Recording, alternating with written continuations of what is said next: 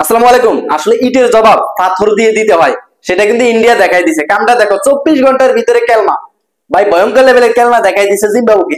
Zimbabwe প্রথম ম্যাচে তারা কেলমা দেখাইছে, মাত্র 102 রানে অল উইকেট করে দিছে। তারা তো বিশ্ব লেভেলের একটা আমেজ সৃষ্টি করে দিছে। জিম্বাবু বিশ্ব অবাক, কিন্তু চ্যাম্পিয়ন দলদেরকে তারা হারায়, ইন্ডিয়াকে হারায়, কাঁপাই দিছে না। দেখো 24 ঘন্টার ভিতরে চ্যাম্পিয়নদের বৈশিষ্ট্য, আসলে এরকম বৈশিষ্ট্য থাকা চ্যাম্পিয়নদের খুবই কর্তব্য।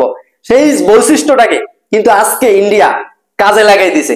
বেলকি বেলকি 24 ঘন্টার ভিতরে বেলকিয়ে প্রথম ব্যাটিং করতে নামে ইন্ডিয়া আজকে ম্যাচ ছিল T20 সেকেন্ড ম্যাচ।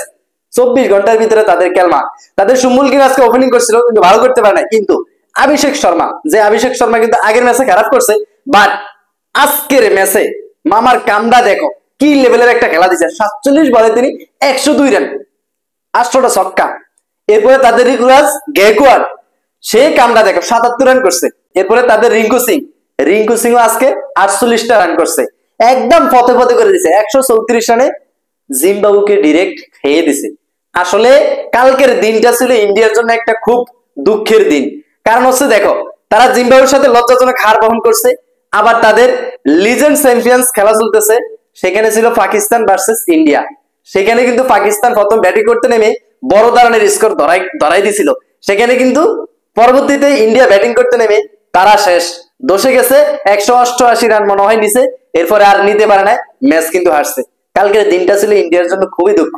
এই দুঃখের দিনে তারা ম্যাচ হারতে হারতে শেষ, কিন্তু 24 ঘন্টার ভিতরে কামব্যাক কাকে বলে কেলমাটা দেখাই দিছে। আজকে তারা কি দুর্দান্ত লেভেলের খেলা দিয়ে জিম্বাবুকে ডিরেক্ট পথে পথে করে দিয়েছে। 134 রানে তাদেরকে অল উইকেট করে দিয়েছে। Congratulation India team. আসলে চ্যাম্পিয়নদের বৈশিষ্ট্য এরকম থাকা দরকার, যে বৈশিষ্ট্যটা ইন্ডিয়া প্লেয়ারদের ভিতরে খুঁজে পাওয়া গেছে। আসলে ইন্ডিয়া ইয়াংস্টার যারা নতুন আসতেছে, তাদের ভয়ঙ্কর লেভেলের খেলা হয়। আমরা আইপিএল এ দেখতে পাই তাদের সেই ভয়ঙ্কর লেভেলের যে T20 ছক্কা চার শুধু মারতেই থাকে, সেখান থেকে নিয়ে জাতীয় দলে তারা আবার চান্স দেয়, কিন্তু জাতীয় দলে এসেও তারা খেলনা ঘটাই দেয়। এই যে অনেক ইন্ডিয়ার ভিতরে অনেক খেলোয়াড় আছে যারা কিনা জাতীয় দলে চান্স পায় না। আসলে ইন্ডিয়া হচ্ছে একটা বিশাল বড় এক আয়তনের দিক থেকে অনেক বড় রাষ্ট্র। এখান থেকে যদি প্রত্যেকটা তাদের বিভাগীয় পর্যায় থেকে আনে, বিভাগ বাদ রাজ্য থেকে যদি আনে, তাহলে কিন্তু ভয়ঙ্কর লেভেলের খেলোয়াড় এই যে যারা বাদ পড়ে গেছে তাদেরকে দিয়ে কিন্তু একটা টিম গঠন করতে পারবে, তারা হবে কিন্তু চ্যাম্পিয়নের দাবিদার। এই যে আজকে দেখো, তাদের বড় তারকা নাই, T20 ওয়ার্ল্ড কাপ খেলছে, তারা কিন্তু অনেকেই নাই। হার্দিক পান্ডিয়া নাই, এরপরে জাসপ্রীত বুমরাহ নাই, এরপরে বিরাট কোহলি টোয়েন্টি, এরা তো অপশন নিয়ে নিছে। তারপরেও কিন্তু জাতীয় দলে তারা এখনো খেলবে, এটা হয়তো ওয়ার্ল্ড কাপ থেকে তিনি বিদায় নিছে। এরপরে কিন্তু জাতীয় দলে যারা T20 ওয়ার্ল্ড কাপ খেলছে, এখানে সবাই কিন্তু ছিল না, কিন্তু নতুন নতুন লোক তাদেরকে চান্স দিছে।